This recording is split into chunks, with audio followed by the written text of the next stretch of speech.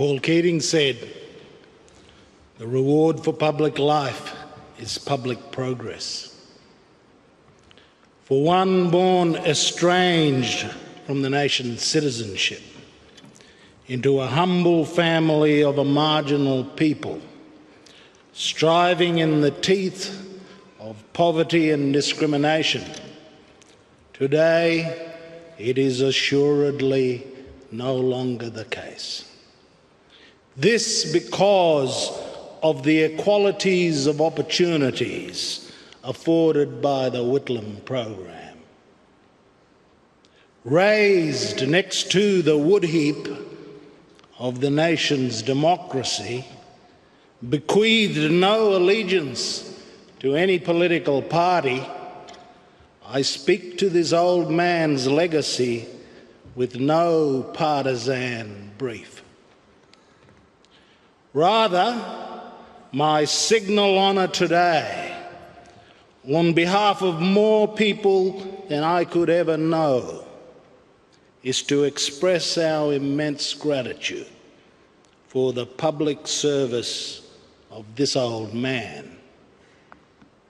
I once took him on a tour to my village, and we spoke about the history of the mission and my youth under the government of his nemesis, Queensland Premier Joe Bajilki-Peterson.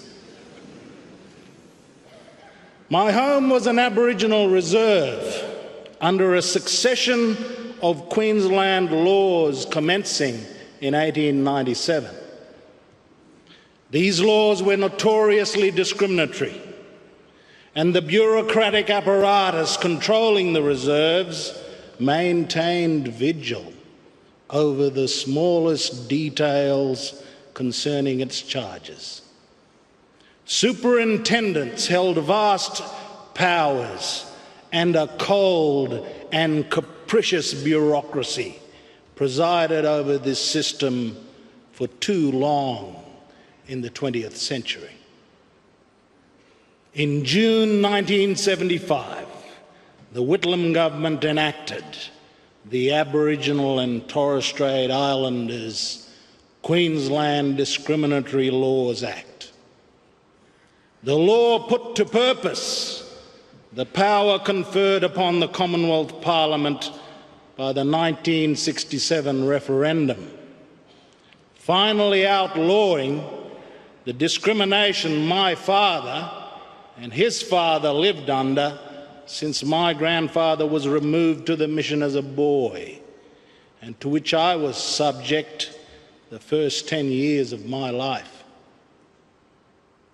Powers regulating residency on reserves without a permit, the power of reserve managers to enter private premises without the consent of the householder, legal representation and appeal from court decisions, the power of reserve managers to arbitrarily direct people to work, and the terms and conditions of employment were now required to treat Aboriginal Queenslanders on the same footing as other Australians. We were at last free from those discriminations that humiliated and degraded our people. The companion to this enactment, which would form the architecture of Indigenous human rights akin to the Civil Rights Act 1965 in the United States, was the Racial Discrimination Act. It was in Queensland, under Bajilki-Peterson, that its importance became clear. In 1976, a Wik man from Arakoon on Western Cape York Peninsula, John Kawata, sought to purchase the Archer Bend pastoral lease from its white owner. The Queensland government refused the sale. The High Court's decision in Kawata versus Bajilki-Peterson upheld the Racial Discrimination Act as a valid exercise of the external affairs powers of the Commonwealth. However, in an act of spite, the Queensland government converted the lease into the Archer Bend National Park. Old man Kawata died, a broken man, the winner of a landmark High Court precedent, but the victim of an appalling discrimination. The Racial Discrimination Act was again crucial in 1982 when a group of Murray Islanders led by Eddie Mabo claimed title under the common law to their traditional homelands in the Torres Strait.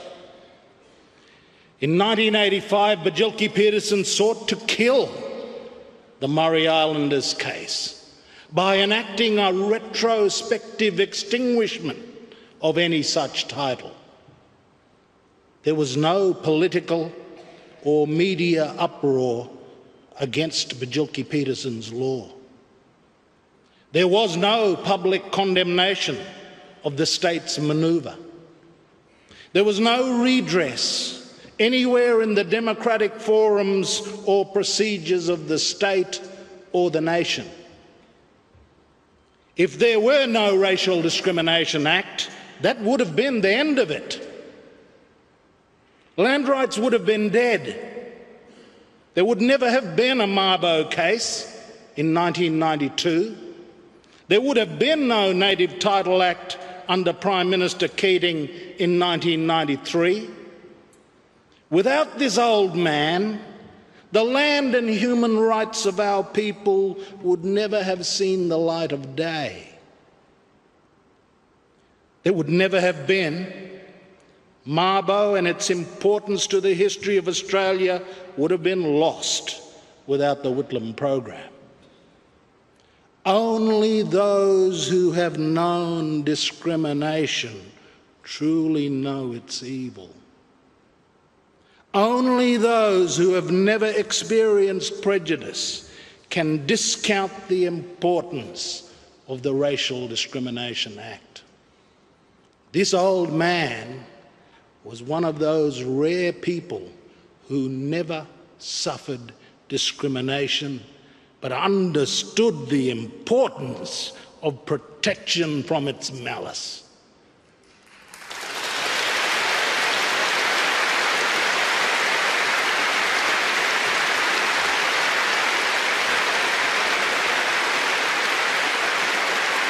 On this day, we well recall the repossession of the Gurindji of Wave Hill, when the Prime Minister said, "Vincent Lingiari, I solemnly hand to you these deeds as proof in Australian law that these lands belong to the Gurindji people, and I put into your hands this piece of earth itself as a sign that we restore them to you and your children forever."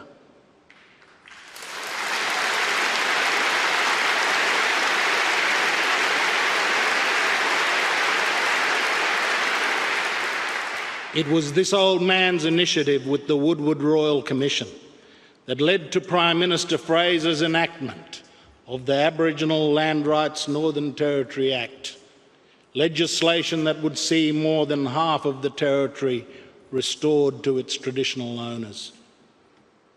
Of course, recalling the Whitlam government's legacy has been, for the past 4 decades since the dismissal, a fraught and partisan business. Assessments of those 3 highly charged years and their aftermath divide between the nostalgia and fierce pride of the faithful and the equally vociferous opinion that the Whitlam years represented the nadir of national government in Australia. Let me venture a perspective. The Whitlam government is the textbook case of reform trumping management.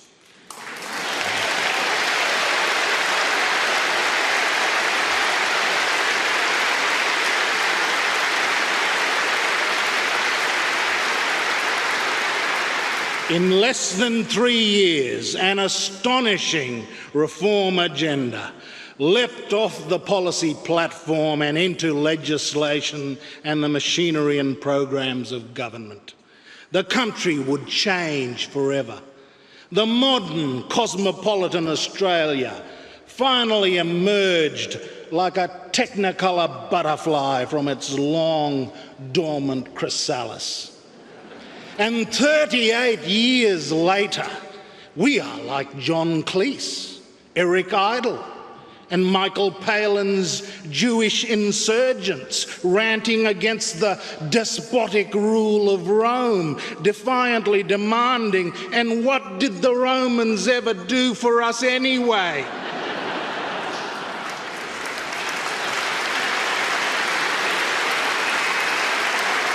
Apart from Medibank and the Trade Practices Act, cutting tariff protections, and no-fault divorce and the Family Law Act, the Australia Council, the Federal Court, the Order of Australia, federal legal aid, the Racial Discrimination Act, needs-based schools funding, the recognition of China, the Racial Discrimination Act, the abolition of conscription, the Law Reform Commission, student financial assistance, the Heritage Commission, non-discriminatory immigration rules, community health clinics, Aboriginal land rights, paid maternity leave for public servants, lowering the minimum voting age to 18 years, and fair electoral boundaries and Senate representation for the territories. Apart from all of this, what did this Roman ever do for us?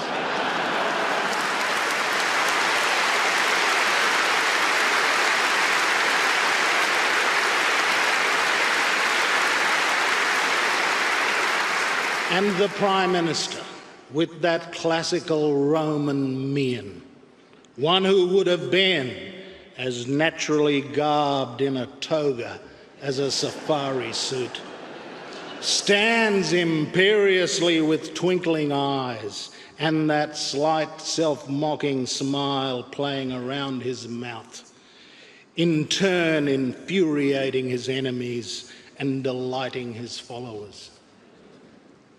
There is no need for nostalgia and yearning for what might have been.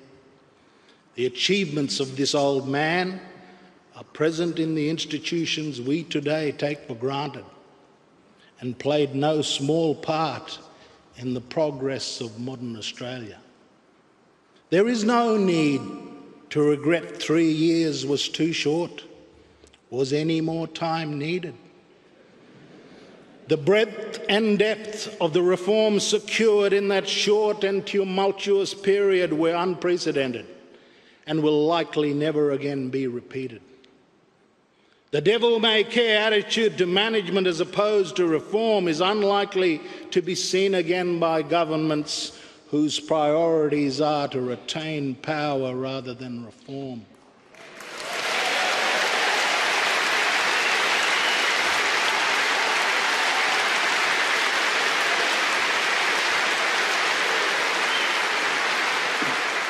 The Whitlam program, as laid out in the 1972 election platform, consisted 3 objectives: to promote equality, to involve the people of Australia in the decision-making processes of our land, and to liberate the talents and uplift the horizons of the Australian people.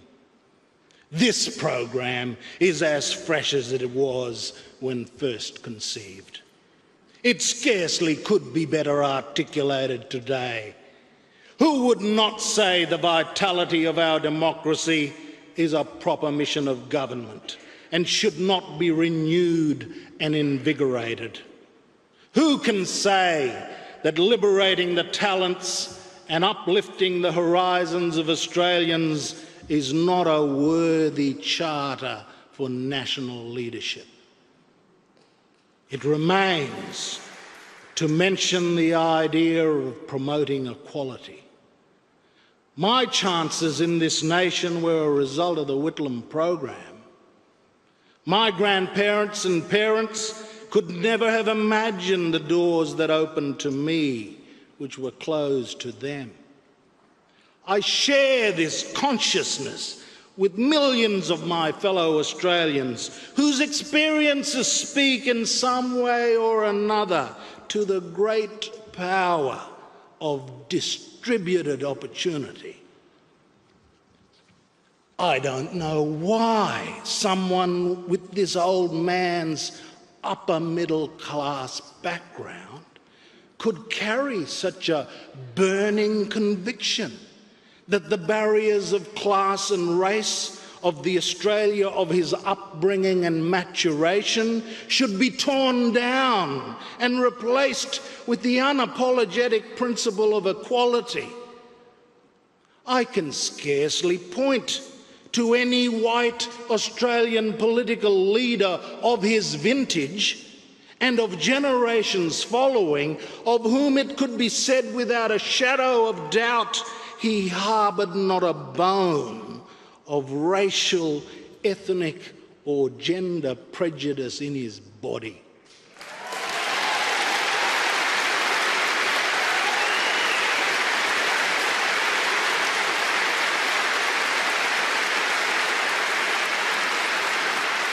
This was more than urbane liberalism, disguising human equivocation and private failings. It was a modernity that was so before its time as to be utterly anachronistic.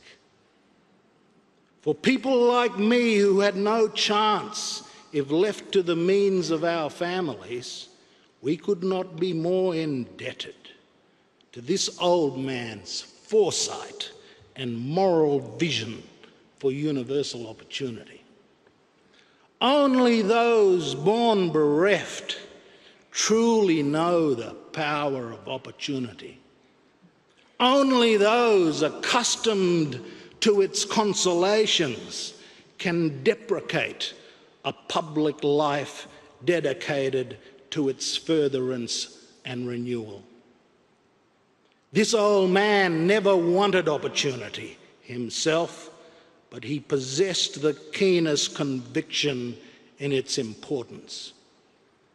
For it behoves the good society, through its government, to ensure everyone has chance and opportunity. This is where the policy convictions of Prime Minister Whitlam were so germane to the uplift of many millions of Australians. We salute this old man for his great love and dedication to his country and to the Australian people. When he breathed, he truly was Australia's greatest white elder and friend without peer of the original Australians.